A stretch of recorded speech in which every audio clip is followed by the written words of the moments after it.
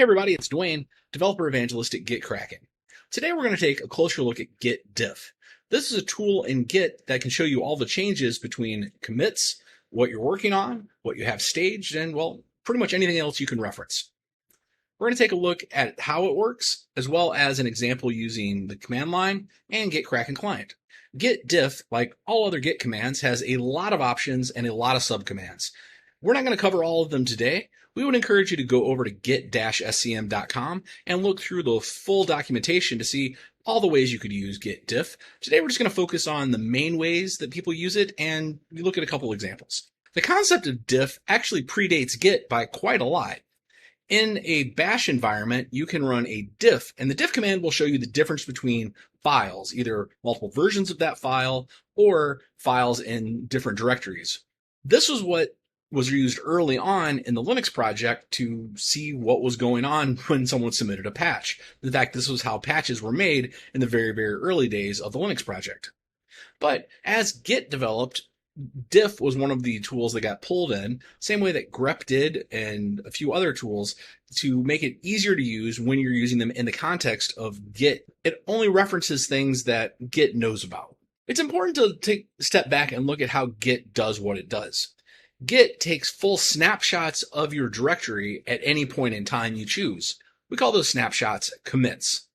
Those are full compressed versions of your file system at that moment in time. So if we check out version 3 here, that particular commit, we could see that particular version of those files. If we check out version 5, that commit would show us that version of the files. The Git Diff tool is able to show us what has changed between those commits as far as what files have been modified, what files have been added, what files have been deleted, and also line by line what has changed in each of those files contained in that commit. For today's example, we're going to look at these 3 ways to use Git Diff. These are probably the most common ways that you'll run into using Diff in your day-to-day work. The first one, Git Diff, without any other commands around it, will show us the difference between our last committed state, where head is pointing, and any changes we made in our working directory, any saved files that have not yet been committed. The second one, Git Diff --staged, that will show us anything that we've added to the index, any files we've staged that are ready to be committed, the difference between that and our last commit, wherever head is pointing. And the last one is how we can generically use Git Diff to look at any 2 references and see the difference between them. Reference 1, ...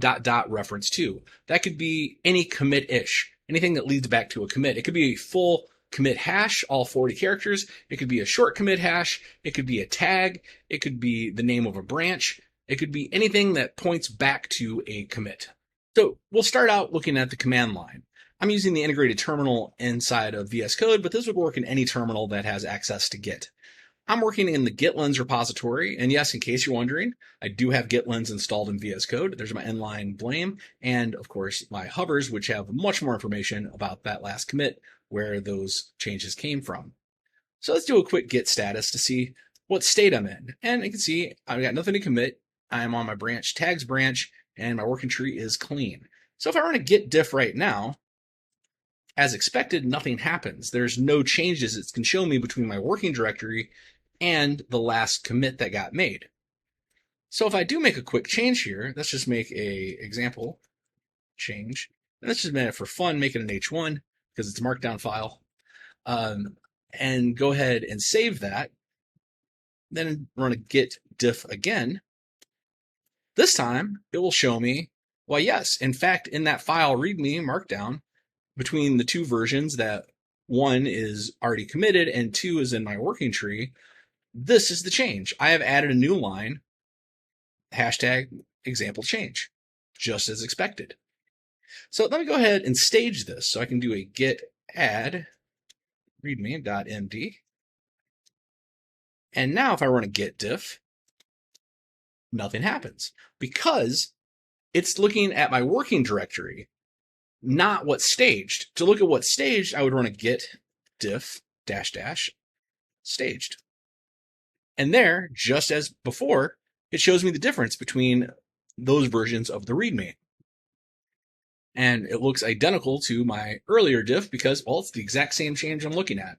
Now, I'm showing a fairly arbitrary change here. It's a very simple example, but this would work for any amount of changes you made. If you've added new files, if you have gone through and rewritten entire files, it would show you the entire set of changes between that last commit and what you're currently working on, or what you currently worked on and had staged, depending on which option you use. So let's say I want to, instead of looking at what I'm currently working on, I want to see the difference between two earlier commits. In fact, let's take a look at how I could use tags for this. So if I just run a git tag, and let's do it with a column, I see I have a lot of options to choose from. And let's say, what's the most recent here? 12.01 and 12.1.1 and 12.1.2. So if I want to see the difference between those, I could run a git diff and then say that's the first one, and then use the ... notation. And that second one is just change the 2 at the end. So now I'm looking at the difference between the tag, and that tag points at a specific commit in time, 12.1.1, and between the difference between that and version 12.1.2. So if I go ahead and run that, I will see that, okay, that file's been changed, and I keep hitting enter to keep scrolling down, and this file's been changed, and that's exactly what has been changed there, and so on and so forth. So I'm going to quit that. Just clear my screen again, and let's say instead I want to do a git log. I want to do a one line just to make it pretty. And I want to do the difference between where I'm currently pointing at head and, let's say, where I originally branched off from this commit. So again, just for another example, I'm going to do a git diff, and I'm going to say head because head is a special pointer that I can always reference, and it's just where I'm currently checked out, where Git thinks reality resides. And between that and that right there, that's all the changes that have been made. So tag branch 1, 2, 3, 4, 5 for a little silly example I made for another video, and that's as expected. That's the change between readme currently in head and readme back at that commit. And those are all the changes I expected to be there where I erased those lines. Now let's take a look at an example of using Git Diff over in GitKraken Client. So here I am in GitKraken Client, and just like before, I have modified my README, and I haven't staged it yet, and I can easily see that because GitKraken Client provides that information on my right-hand side. So to see the diff here, all I got to do is click on the file itself, and it will show me a diff view between where it was before and where I am now. I can see this either from a side-by-side split view or an inline view that will show me inline what I've added and what I've taken away, or a hunk view, which will just show me the relevant lines that got modified. I like to have a split view myself because it makes it very easy to see what's added and what's subtracted. If I go ahead and stage this file, I can again see the diff by clicking here on the file, and it will show me that same view, that same diff view. If I just want to see the file as it stands now, I can click on File View and click back to Diff View and see, well, exactly where I left off. And again, I can see the inline view or the hunk view all by just pressing a quick button. I'll go back to Split View for now. So that's great for my current work, seeing the diff for my staged or unstaged files. But what if I want to take the diff between two various commits in my history, say between this one and this one? Well, to do that, I would select both commits with a command click. So click the first one and then command click the one that I want to diff against. And see over on the right-hand side, all of the files that have been modified, and even count up the top what's been modified. So if I click on any of these, just like before, it will highlight where those changes have been made. And to see all of the changes, I would click Next Change, and it would go through the file and show me all those changes. And this is true of any file that I click on.